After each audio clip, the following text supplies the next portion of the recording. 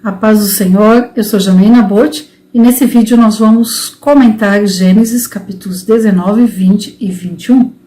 Lembrando que nós estamos lendo a Bíblia em ordem cronológica. Se você quiser o plano, fica no link aqui embaixo na descrição do vídeo. Desde Gênesis 12 nós estamos lendo e comentando sobre Abraão, conhecido como o pai da fé. Com Abraão é que começa a história do povo hebreu. E o relato de Abraão vai dos capítulos 12 até o 25 de Gênesis, principalmente. Depois, Isaac ganha destaque, ali a partir do capítulo 25. Terminamos o capítulo 18 de Gênesis com Abraão fazendo ali a oração intercessória por Sodoma e Gomorra por conta do seu sobrinho Ló. E é assim que nós iniciamos o capítulo 19, lendo então que os dois anjos chegaram ali, os dois varões chegaram em Sodoma ao entardecer. É importante nós lembrarmos que lá em Gênesis 3, Ló escolheu ir para as planícies de Sodoma e Gomorra, para aquela região. E lá no capítulo 13 tem um detalhe que fala exatamente assim, que Ló foi se aproximando, ou seja, foi se achegando cada vez mais ali em Sodoma e Gomorra. Ou seja, por vontade própria. E o que aconteceu com Ló ali e sua família? Eles se envolveram com o povo de Sodoma e Gomorra. Eles podem não ter praticado os mesmos pecados, mas eles foram se envolvendo e gostaram de ficar ali, tanto que não saíram dali. Não fizeram força nenhuma para sair, ou seja, estavam confortáveis morando ali. E, inclusive, Ló já tinha acertado casamento para as duas filhas. Ele tinha ali, naquela cidade de Sodoma, futuros genros. Nós vamos ver aqui, então, o capítulo 19. Os dois varões chegaram ali em Sodoma no entardecer e Ló estava assentado junto à porta de Sodoma.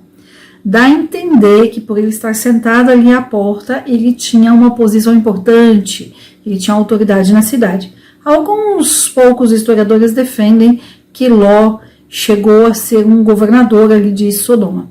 A Bíblia não traz essa informação. E aí Ló os viu, levantou-se para recebê-los e se inclinou para o chão. E aí Ló fala para eles: venham na minha casa. Afinal já estava entardecendo e ia escurecer. Venham para a minha casa e fiquem ali. Lavareis os vossos pés e pela manhã vocês continuam o caminho. E os dois varões não quiseram ir, né, falando que ficariam ali na rua, na praça pública. Mas Ló insistiu tanto que eles acabaram indo com Ló. E Ló fez um banquete, fez pães e eles comeram. E olha só, a noite avançou e antes que eles se deitassem para dormir, o que aconteceu? Os homens da cidade de Sodoma cercaram a casa de Ló. Preste atenção no que a Bíblia fala. Todo o povo junto, do mais jovem até o mais velho. Todos os homens, todos os varões, do mais novo até o mais velho, foram e cercaram a casa de Ló e chamaram Ló e perguntaram: cadê os dois varões que estão aqui na tua casa? E Ló sabia dos costumes dos homens ali. Eles haviam falado: tira-os para fora para que os conheçamos. Esse conhecer aqui do versículo 5 é um conhecer no sentido sexual. Aqui era para a prática homossexual. Para quem acha que é coisa do nosso tempo, da era moderna, não. Aqui já era prática. Versículo 6. Ló saiu, fechou a porta atrás de si, ou seja, para que a conversa não entrasse e incomodasse lá dentro da casa. E ele fala: rogo-vos, meus irmãos, que não façais tal maldade. Veja que o povo de Sodoma, os homens, do mais novo ao mais velho, queriam conhecer, ou seja, praticar atos sexuais, homossexuais, em praça pública, em público, para que todos vissem. E Ló faz o quê? Algo que um pai não imagina fazer, penso eu. Mas Ló fez isso. Eis aqui agora eu tenho 2 filhas que ainda não conheceram o varão. As trarei para fora e fareis a elas como bem lhes parecer. Tentou negociar as filhas no lugar daqueles varões. Ló não servia a Deus da mesma forma que Abraão. Não conhecia a Deus como Abraão. Eu penso que fez isso até por conta disso, de não conhecer a Deus, senão ele não teria feito. Pensamento meu. Somente a esses varões não façais nada, porque vieram à sombra do meu teto, ou seja, eles estão aqui debaixo do meu teto. E eles responderam, sai daí, e acrescentaram, veio este aqui para habitar como estrangeiro e quer fazer-se juiz. Eles dão a entender que não concordam com Ló e criticam. Você é estrangeiro, você não é daqui, vem aqui querer julgar, querer dizer o que é certo, o que é errado. E até por essa fala, dá a entender que em outros momentos Ló já havia criticado esse costume deles, essa prática sexual que eles tinham. Mas isso não está aqui de forma clara. Agora faremos mais mal a ti do que a eles, e com grande violência se arremessaram sobre Ló. Ou seja, eles iam acabar pegando Ló e se aproximaram para romper a porta. Ou seja, dá a entender que eles iam pegar Ló para fazer mais mal a Ló do que o que eles tinham planejado fazer aos 2 varões. E além disso, eles iam arrombar a porta e iam acabar entrando. Mas nós não podemos nos esquecer que Abraão havia intercedido por Ló e por esse povo. Versículo 10. Então aqueles varões estenderam as suas mãos e, colocando Ló em casa com eles, fecharam a porta. E aos homens que estavam à porta da casa feriram com cegueira, do menor até o maior, e eles cansaram de tanto procurar a porta, porque estavam cegos, não encontraram a porta. E ali acabaram se espalhando. E esses 2 varões então falaram para Ló, tens aqui na cidade mais alguém?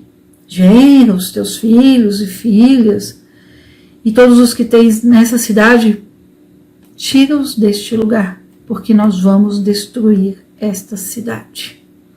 Porquanto o clamor deles subiu adiante da face do Senhor, e o Senhor nos enviou para destruí-lo. Então saiu Ló e falou a seus genros, sodomitas, do povo da terra dali, de Sodoma, aos que haviam de tomar as suas filhas. Ele lhes disse, levantai-vos e saiam deste lugar, porque o Senhor vai destruir essa cidade. Mas pareceu aos seus genros como que zombava. Veja que Ló não conquistou a confiança nem dos seus genros. Passa a noite, chegou a amanhecer, e ao raiar o amanhecer, os anjos deram pressa a Ló, dizendo, levanta-te, toma tua mulher e tuas 2 filhas, que se encontram aqui, para que não pereças no castigo dessa cidade. Eles dão pressa para Ló. A ordem de destruir Sodoma e Gomorra era para já. No versículo 16 fala claramente que Ló estava se demorando. E aí os varões fizeram o quê? Pegaram Ló pela mão, na mão da mulher de Ló e na mão das 2 filhas. E o versículo fala, segundo a misericórdia do Senhor para com ele, e tiraram-nos e os puseram fora da cidade. Versículo 17, e aconteceu que quando eles os tiraram para fora, disse, escapa-te por tua vida, não olhes para trás de ti, e nem pares em toda esta planície, escapa lá para o monte, para que não pereças. Ló, vendo a urgência dos 2 varões, se demorou, versículo 16, e demorando-se Ló, a Bíblia não fala o motivo, aqui os varões falam para Ló, vai para o monte. Ló não entende a urgência, não entende a gravidade e ainda negocia. Eu te rogo que não, meu Senhor. Eis que agora o teu servo achou graça aos teus olhos, engrandeceste tua misericórdia, que tens usado para comigo, me guardando a vida. Mas eu não poderei escapar no monte, para que porventura não me alcance este mal e eu morra. Ló age como louco aqui, como tolo, ignorante, e negocia o seu lugar de segurança, ao invés de ir onde estava sendo orientado para ir. Eis que agora essa cidade está perto para fugir para lá, qual é pequena? Ora, escaparei agora para lá. e viverá minha alma. E o Senhor respondeu-lhe: eis aqui, aceitei a tua súplica sobre isto, para não destruir a cidade que falaste. Apressa-te, escapa-te para lá, porque nada poderei fazer até que ali tenhas chegado. Por isso foi chamado o nome da cidade de Zoar, que significa pequena. O sol saía sobre a terra quando Ló entrou em Zoar, ou seja, amanheceu. Os dois varões chegaram em Sodoma no entardecer e passaram a noite, e no amanhecer tiraram Ló de lá.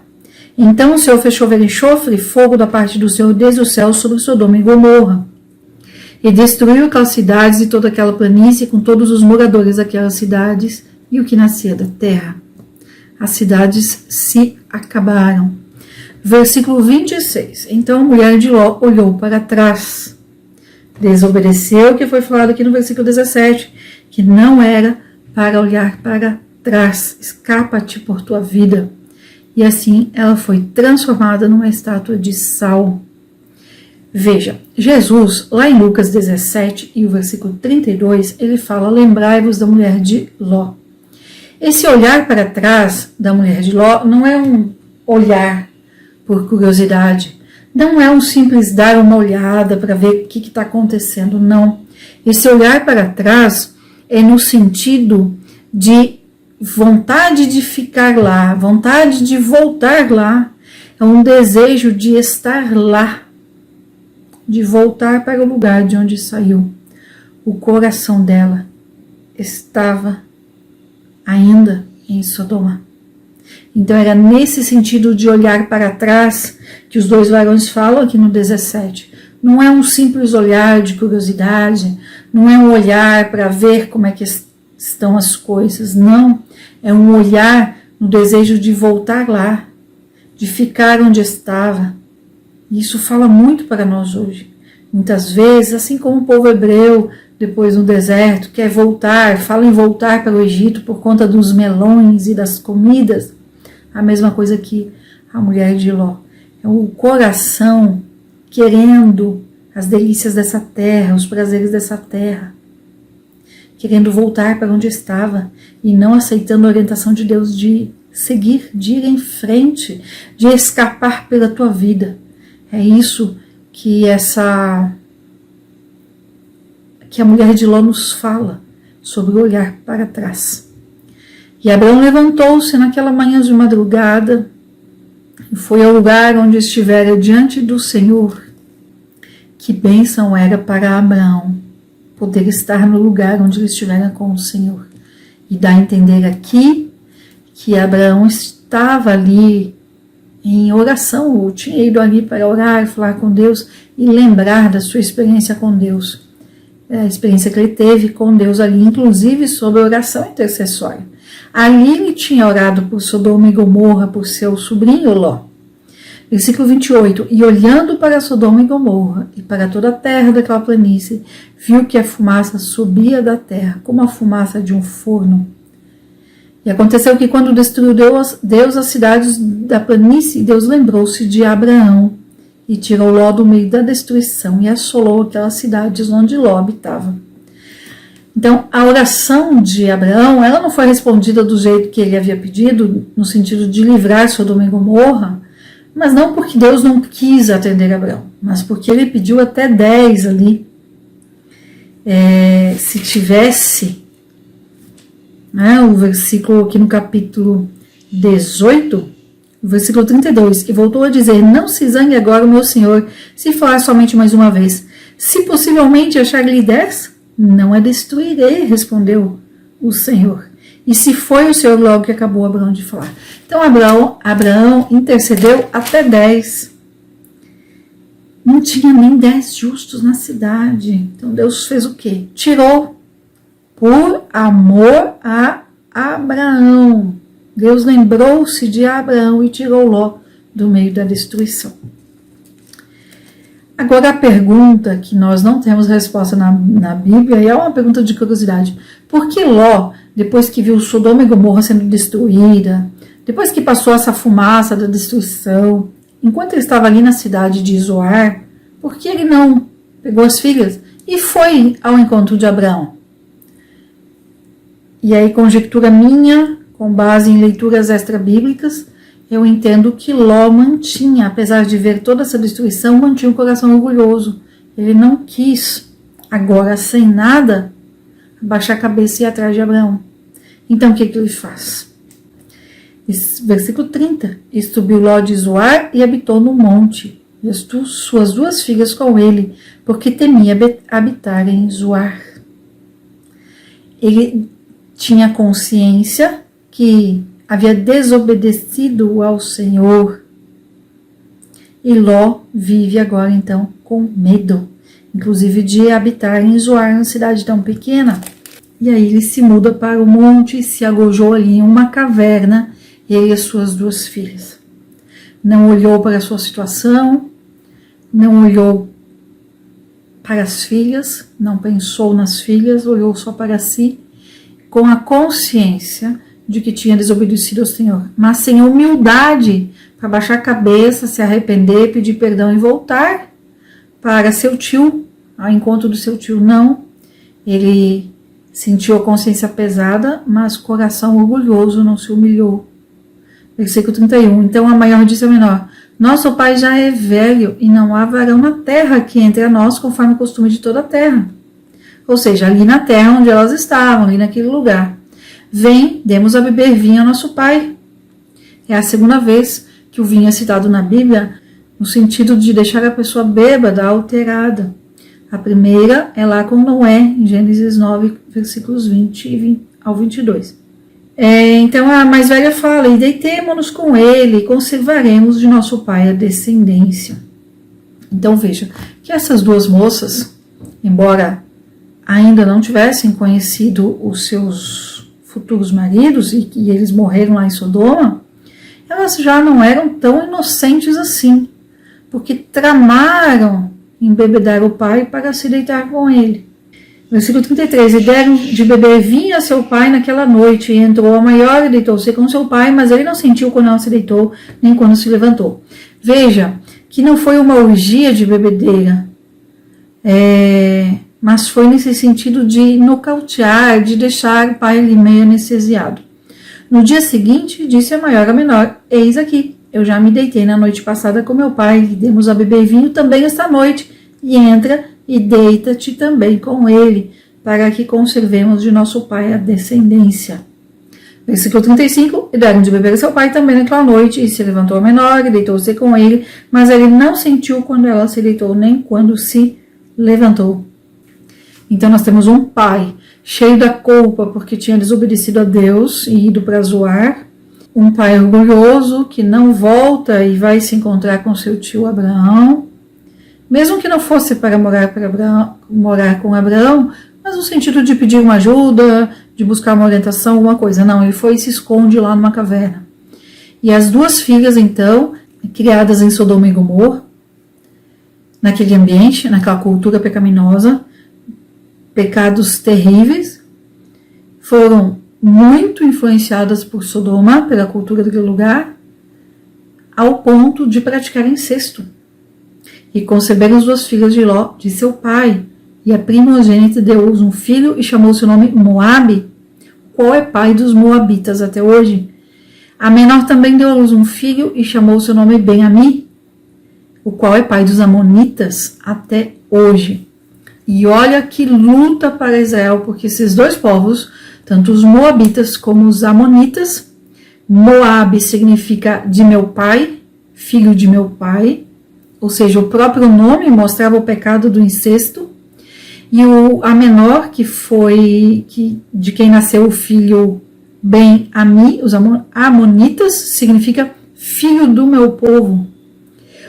Esses 2 povos deram muito trabalho para o povo hebreu, para o povo de Israel, tanto quando eles foram passar pelo deserto ali, uns 40 anos no deserto, tiveram esse contato com esse povo, está relatado lá em Deuteronômio 2, como também depois, já na Terra Prometida, já quando o povo estava instalado em Canaã, e aí terra chamada Israel, há diversos relatos, há muitos momentos onde o povo de Israel sofre com os descendentes de Moabe e os descendentes de Ben-Ami, ou seja, os moabitas e os amonitas.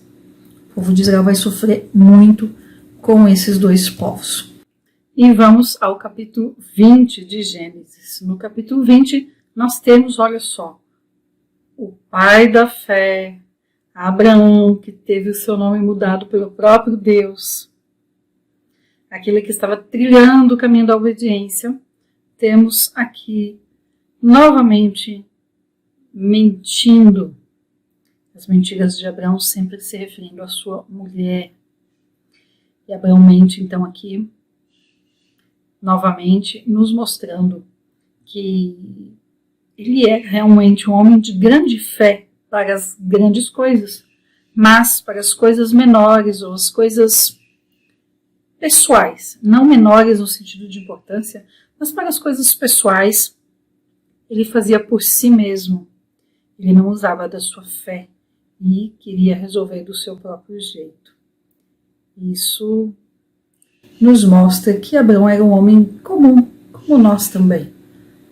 Sara aqui já estava com seus 89, 90 anos, e embora ela fosse muito bonita, alguns historiadores dizem que aqui neste caso do capítulo 20, não era somente a beleza de Sara que estava em questão, mas também a riqueza dela.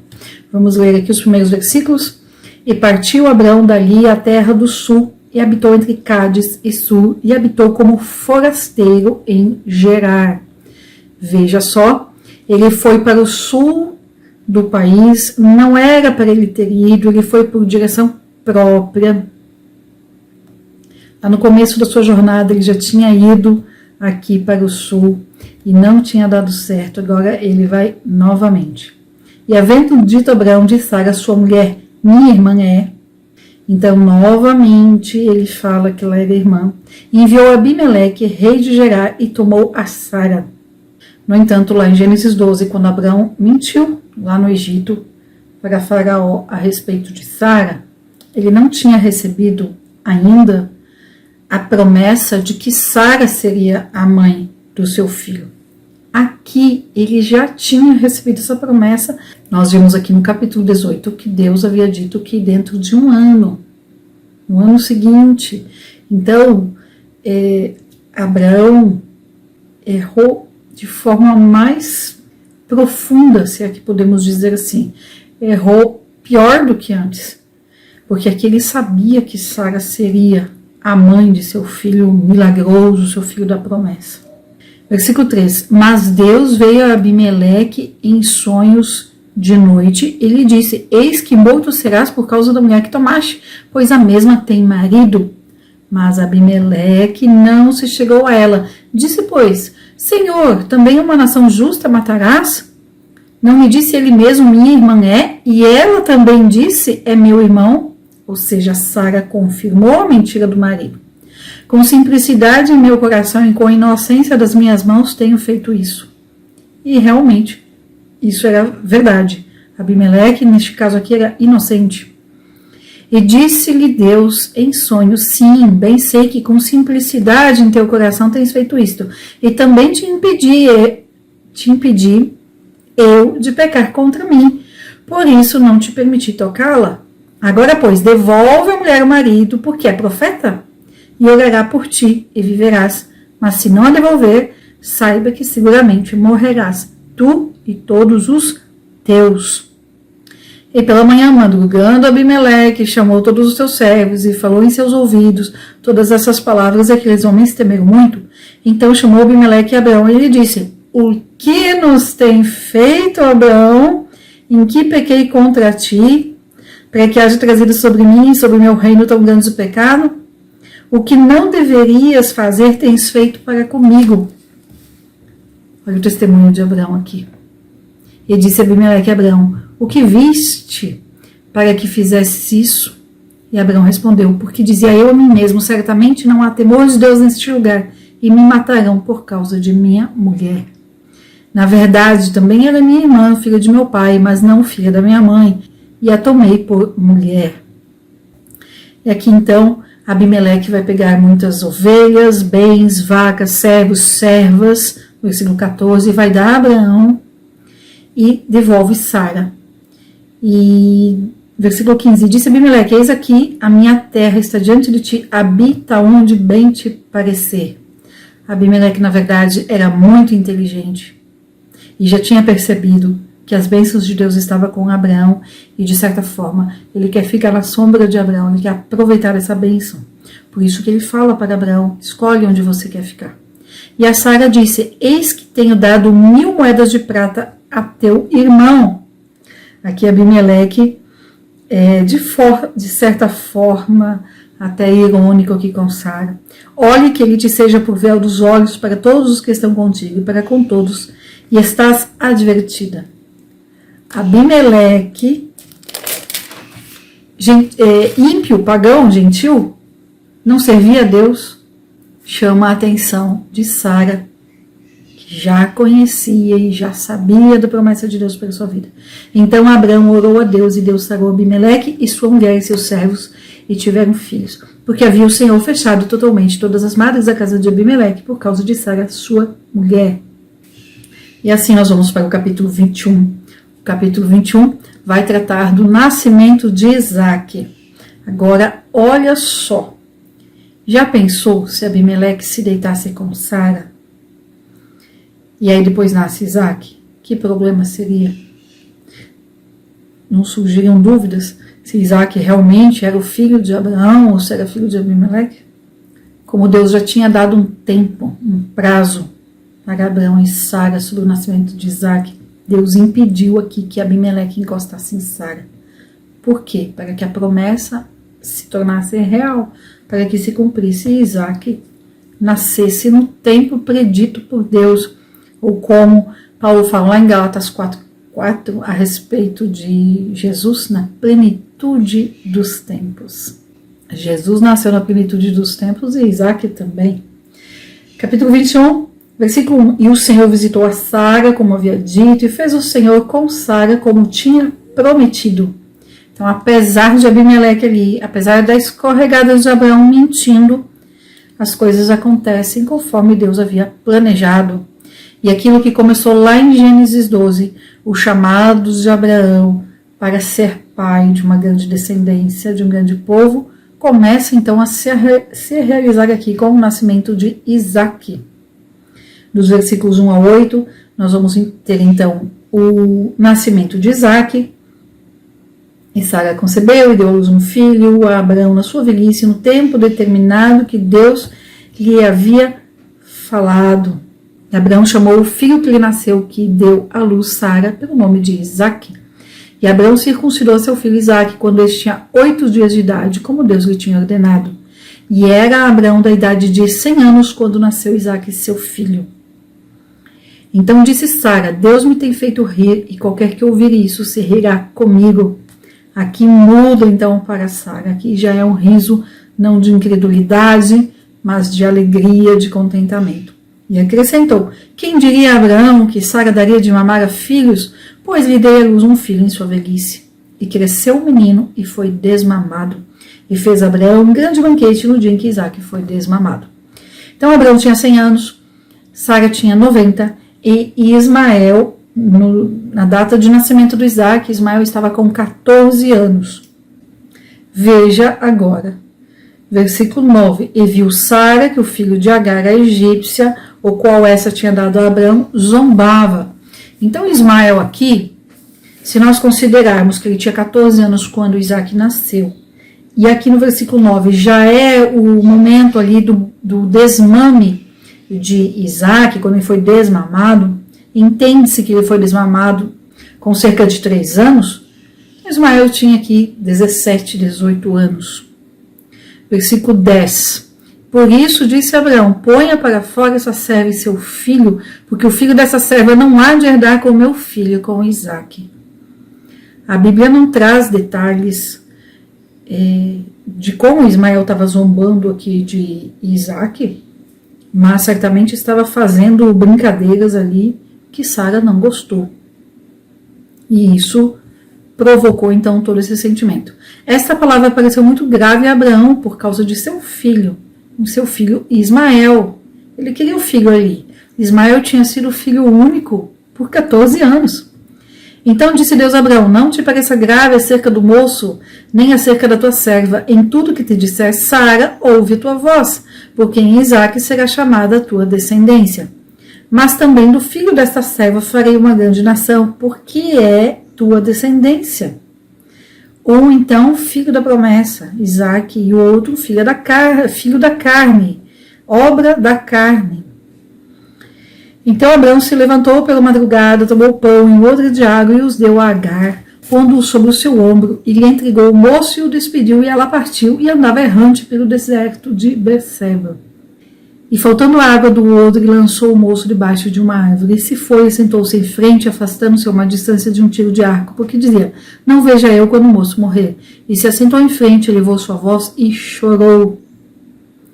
E ouviu Deus a voz do moço, e o anjo de Deus bradou a Agar desde o céu e lhe disse: o que tens, Agar? Não temas, porque Deus ouviu a voz do moço desde o lugar onde está. Veja que não há uma menção da Bíblia de que Agar ou o próprio Ismael oraram, clamaram a Deus, não. Só está escrito que Deus ouviu a voz do moço, certamente chamando pela mãe ou reclamando da falta de água, mas não há a menção de que eles oraram, de que eles clamaram a Deus. Levanta-te, levanta o moço e toma pela sua mão, porque eu farei dele uma grande nação. Ismael aqui, então, como eu havia dito, com 17, 18 anos, talvez 20, se Isaque foi desmamado um pouco mais tarde, e Deus fala então para Agar: levanta o moço. E aí, olha, versículo 19: e Deus abriu os olhos dela, de maneira que viu um poço de água, e foi encher o odre de água, e deu de beber ao moço, e Deus era com o moço. Então, apesar da atitude de Ismael para com Isaque, Deus era com ele. E se fez homem e habitou no deserto e foi atirador de arco. A história extra-bíblica fala que Isaque fustigava, a história extra-bíblica fala que Ismael fustigava Isaque de tal forma, com a intenção até de matar Isaque, enquanto Isaque era pequeno. Mas é história extra-bíblica, a Bíblia não fala dessa forma. A Bíblia fala que Ismael zombava de Isaque ao ponto de desagradar Sara. Versículo 21. Habitou no deserto de Parã, e sua mãe tomou-lhe mulher da terra do Egito. E aqui então começa o povo árabe, um povo briguento e um povo também muito numeroso. Dos versículos 22 ao 34, nós temos aqui Abraão encontrando com Abimeleque. E aconteceu naquele mesmo tempo que Abimeleque falaram com Abraão, dizendo: Deus está contigo em tudo que fazes. Eu já disse que Abimeleque era muito inteligente, e ele havia percebido que Abraão era abençoado por Deus. Então ele vem e faz uma aliança com Abraão. Os dois fazem uma aliança. Abimeleque pede no 23 essa aliança, e no 24 Abraão fala assim: eu jurarei. Abraão, porém, repreendeu Abimeleque por causa de um poço de água que os servos de Abimeleque lhe tinham tirado. E respondeu Abimeleque: não sei quem fez isso, tampouco tu me fizeste saber isso, nem eu ouvi até hoje. Abimeleque realmente não sabia. Entendemos que ele era honesto aqui com Abraão, e tomou Abraão ovelhas e vacas e os deu a Abimeleque, e fizeram ambos uma aliança. E pôs Abraão 7 cordeiras do rebanho à parte. E disse Abimeleque a Abraão: o que significam essas 7 cordeiras que puseste à parte?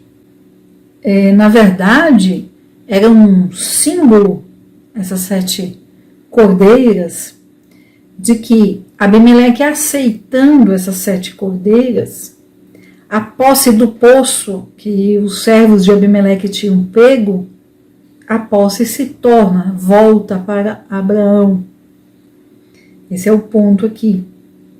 Versículo 30, e ele, Abraão, respondeu: essas 7 cordeiras tomarás de minha mão para que sejam um testemunho de que eu cavei este poço. Olha que interessante. Por isso se chamou aquele lugar Berseba, porquanto ambos juraram ali. Assim fizeram aliança em Berseba, e se levantaram Abimeleque, Ficol, o príncipe do seu exército, e se foram para a terra dos filisteus. E plantou Abrão um bosque em Berseba, e invocou ali o nome do Senhor, Deus eterno. E habitou Abrão na terra dos filisteus por muitos anos.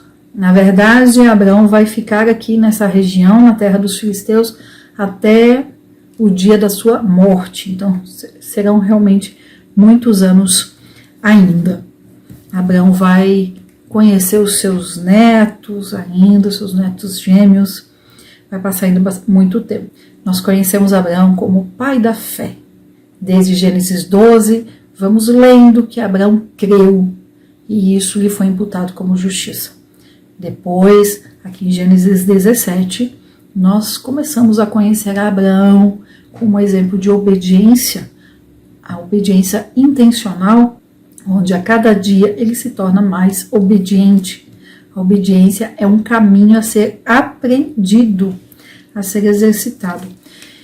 Por fim, nós temos aqui em Gênesis 18 e 19 momentos diferentes de oração. Então, olha que interessante. Abraão, pai da fé, do 12 ao 16. No 17 nós conhecemos Abraão começando a trilhar de forma intencional o caminho da obediência. Então, Abraão, o homem obediente, e depois Abraão, um homem de oração intercessória. Ele intercede por Ló, depois ele intercede por Abimeleque. Isso nos mostra o quê? É preciso crer? Sim. É preciso ter fé? Sim. É preciso ser obediente? Sim. É preciso também orar e nos dedicarmos a conhecer mais de Deus. No finalzinho do capítulo 21, nós vemos Abraão invocando o nome do Senhor. Isso fala de intimidade com Deus, de oração. Se eu não orar, não basta eu conhecer a palavra de Deus e não basta sequer eu dizer que sou obediente, porque de fato só sou obediente se eu tenho uma vida de oração. Pense sobre isso. Eu espero que esse vídeo tenha sido bênção para você. Que Deus te abençoe e até o próximo vídeo. Fica com Deus.